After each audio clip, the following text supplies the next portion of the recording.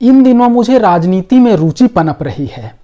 रुचि का अर्थ है कौन सी राजनीतिक पार्टी चुनाव जीतेगी, उसके पीछे कारण क्या है, किस राजनीतिक पार्टी की विचारधारा क्या रही है, उसमें किस तरह के बदलाव होता आया है इत्यादि। इन पार्टियों तथा विचारधाराओं को समझने हेतु मैंने ये किताब पढ़ना शुरू किया है। किताब का शीर्षक है आज़ादी के बाद का भारत। आज़ादी के पहले के भारत के इतिहास की पढ़ाई हमारी निचली कक्षाओं में होती है, लेकिन आज़ादी के बाद के भारत की पढ़ाई सामान्यतः ऊपर की कक्षाओं में होती है, जिसे मैंने बहुत कम पढ़ा है।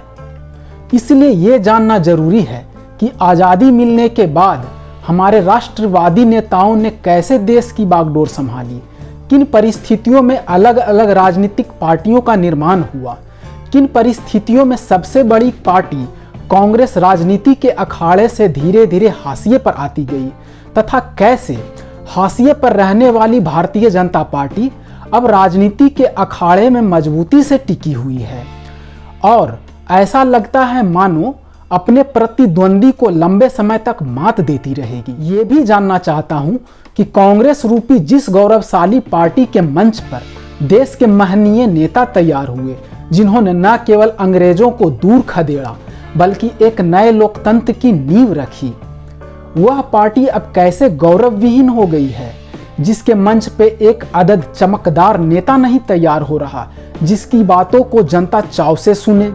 उस पार्टी का अब कैसे कोई भविष्य नजर नहीं आता, जिसका बलिदानों से भरा पूरा एक इतिहास रहा है।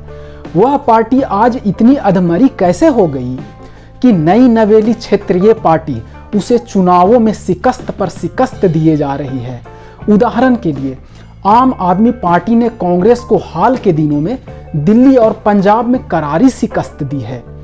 साथ ही यह भी जानने का प्रयास है कि बिहार में इन दिनों चल रही नई राजनीतिक गतिविधि जनसुराज का चरित्र इतिहास के चश्मे से कैसा रहने वाला है।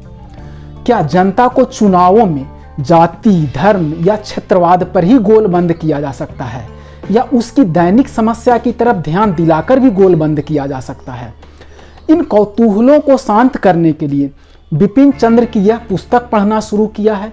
बिपिन चंद्र भारत के विख्यात इतिहासकार रहे हैं, जिनकी किताबें प्रामाणिक मानी जाती हैं। सिविल सेवा की तैयारी करने वाले लड़के लड़कियां बिपिन चंद्र की इस किताब को मन से पढ़ते हैं। जय हिंद।